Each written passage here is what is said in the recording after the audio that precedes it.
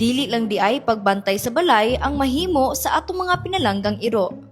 Karon sa Sugbo, duna na sila bagong titulo, ang mga doctor dogs. Mao ba? Ang mga doctor dogs o therapy dogs, dili lang basta-basta nga binuhi. Sila mga iro nga gipaubo sa strikto nga temperament testing.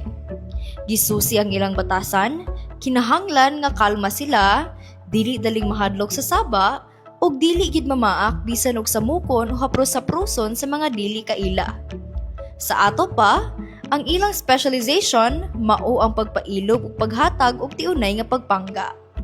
Karong umaabot nga Hunyo, target sa gobyerno nga palapdan pa kini nga programa sa tibuok rehiyon.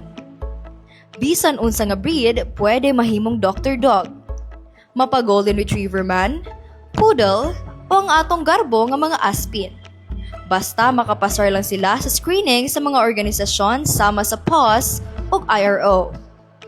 Ang ilang trabaho, mobisita sila sa mga ospital o mga pasilidad sama sa Home for Girls aron makipag-uban sa mga biktima sa trauma o stress. Pinaagi sa guided interaction, motabang kining mga doctor dogs aron palapwason ang kahimsog sa panghunahuna sa mga tawo. Kini usa ka natural nga paagi sa pag-amping sa hunahuna ug pagbati nga usahay dili makuha pinaagi sa naandan nga medisina. Mao ba? Kini si Rose May Tapil, CTU Tuburan Intern.